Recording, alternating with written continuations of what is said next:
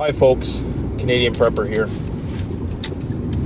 I wanted to talk a bit today about anxiety and fear and how to overcome it. I shouldn't say how to overcome it. I'm going to give some things that work for me, some suggestions, but I'm kind of, this is a, call out to preppers and survivalists and, people who've worked in emergency response, first responders, stuff like that.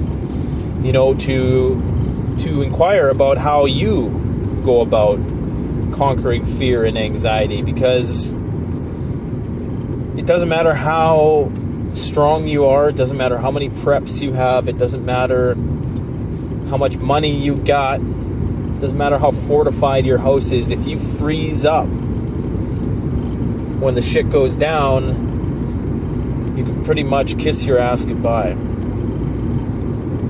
And, there's reasons why people who are 4 feet tall, like Napoleon, were sort of mastered their anxieties and fears. And it's actually psychology. They call it the inferiority complex. And a lot of people take that to assume, they call it the little man syndrome. But in all actuality, the guy who pioneered that term intended it to be not necessarily in the negative, but in a positive. And what he was trying to communicate was that our greatest weaknesses can actually become our greatest strengths. And so, you'll have people who have some sort of handicap or some sort of limitation of ability, which they overcompensate for and make up with by excessive amounts of effort and, determination.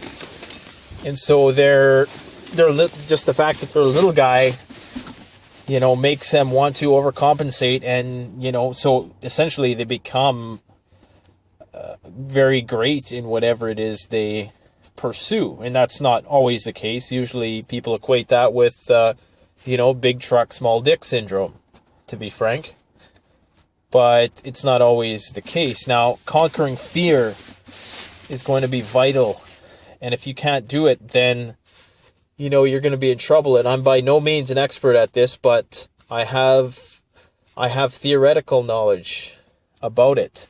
There's something called stress inoculation training that you should probably look into. And if you're into martial arts, if they're not teaching you this, then I would be highly suspect of how effective those art forms are going to be when put into practice in a face-to-face sort of street fight encounter. And I'm going to post a link to this stress inoculation training video. It's not an actual training video. You kind of need, it's not something you can just sort of watch.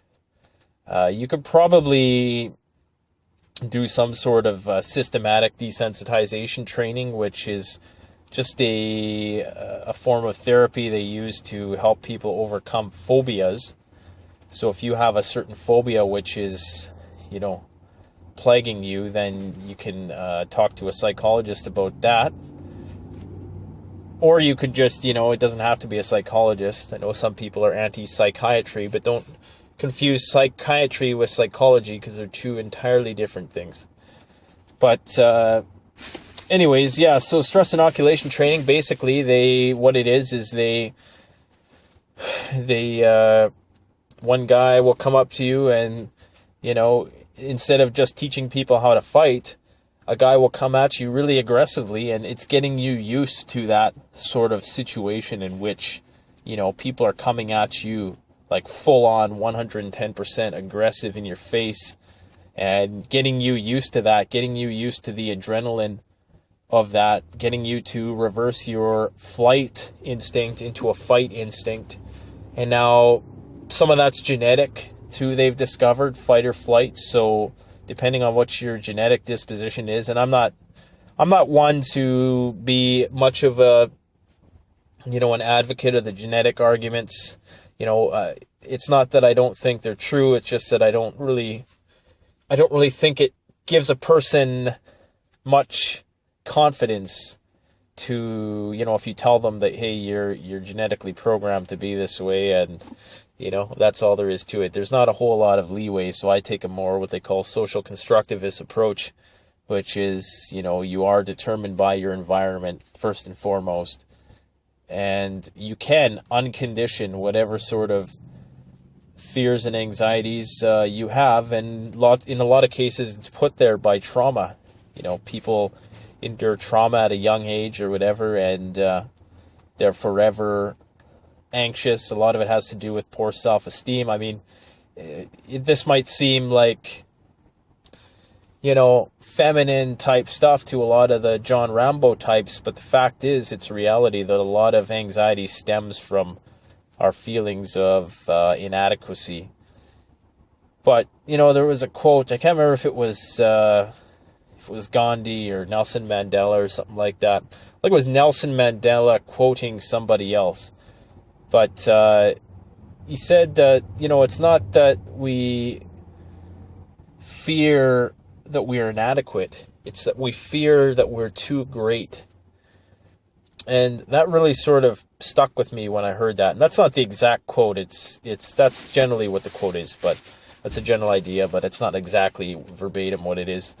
But, it's so true. A lot of passive people, don't feel as though they are worth, exercising themselves and putting themselves onto the world. They don't feel entitled to do that. And a lot of aggressive people wear the same mask, and they sort of, go on the reverse end of things. They have shitty self-esteem too, but they sort of wear the I'm angry all the time mask. But how I conquer fear, how I've tried to do it is, this might sound a little strange, but, I think about the universe, and I think about space, and I think about how vast the universe is, and the galaxies and the clusters of galaxies, and I think of how we don't know what's on the other side of space, what's on the other side of the seeable, observable universe. We don't know, is it more universes? I think about how small I am and how insignificant, and that's subject for debate whether it's insignificant or not. I know the ripple effect, everything has, every action has a reaction, and it's all important to the grand equation. But nonetheless, I think about how small and trivial it is, and that I am going to die someday. There is a 100% absolute certainty, unless, the elites give us all life extension capabilities, which I highly doubt is ever going to happen. And would I want it anyways? Would most people want it? I don't think so. It's like that guy in the movie In Time with Justin Timberlake. In the future, everybody's, the wealthy people can live as long as they want, and the poor, die at 25. And unless you have the money to pay, basically, you can live longer. And this guy who's been living for like 120 years, he's like, man, I just don't want to live anymore because, But anyways, that's totally going on a tangent. But what I'm trying to say is that, try to remember that you're going to die someday. So part of my language when I say fuck it, that's a cognitive behavioral sort of technique. And so basically what you're doing is you're trying to minimize the situation. And this is something that you would probably not be able to do in a real-time situation. This is something you would do before you went into a situation that was going to be stressful, very stressful. What you can do in the moment is grounding.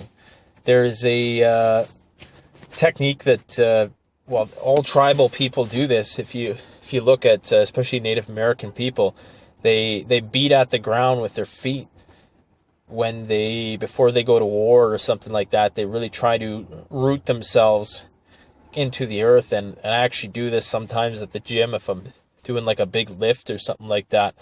I'll make sure that my feet are fully in contact with the floor. Because what happens, you'll notice this when you're in a fight or flight stressful situation, typically people will find themselves on, their body weight is distributed towards their toes, and you're not on your heels. You'll find that it's almost like an instinctive thing to be on your toes, to be in a state of sort of readiness. And what that sort of does is that elevates your anxiety, because that, it's all physiological. Everything's through the body. The body and emotions are entirely intertwined, and that's what I'm going to talk about deep breathing.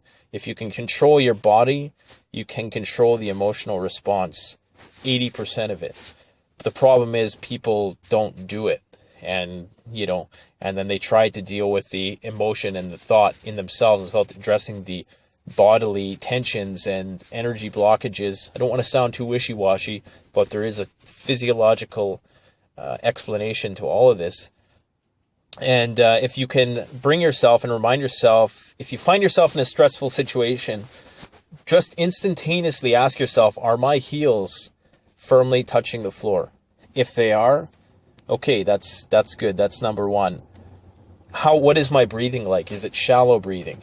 Am I breathing deep into my gut? Am I taking full, complete, deep breaths? Because if I'm not, that's increasing my anxiety level just in and of itself. My body's getting prepared for fight or flight. It perceives something that it sees as a threat.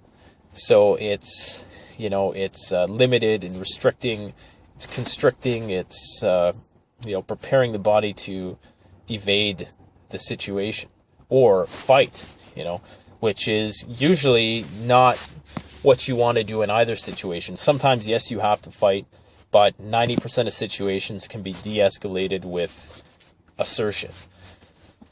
So deep breathing, grounding, that cognitive behavioral stuff, reminding yourself that, hey, this is just, don't take it too seriously. Don't take life too seriously. I mean, that's not to say, just be careless and forget about everything, but it's just saying, put things in perspective. You're one guy on this one rock with this one situation, and this rock is spinning around this big giant sun in space. Nobody knows why. Some people claim to have all the answers, but the fact is, scientists or religious people, nobody has absolute proof of why we're here and what this is all about. So just do your best at whatever it is that's in front of you. Don't be stressed out for it. Remember that your body is conditioned in a certain way because it perceives whatever it is that's stressing you out as a threat.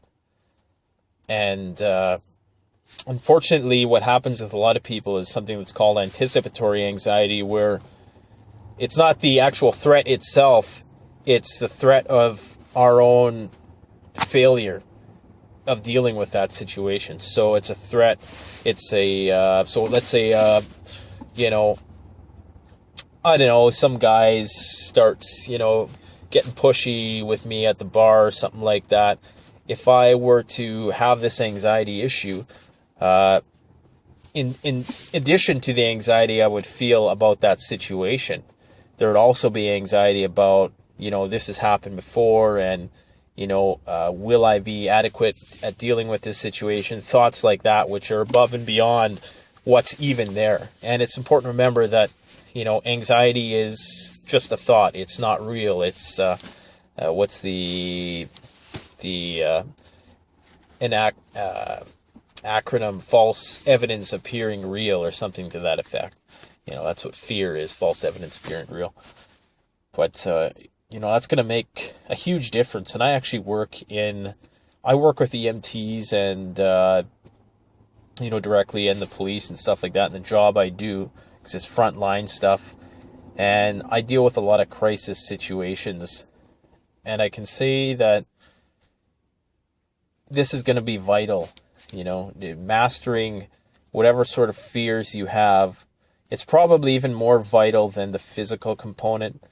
And I only say that because it's so entwined with the physical. Emotion and body are inseparable, you have body, emotion, then thought. That's the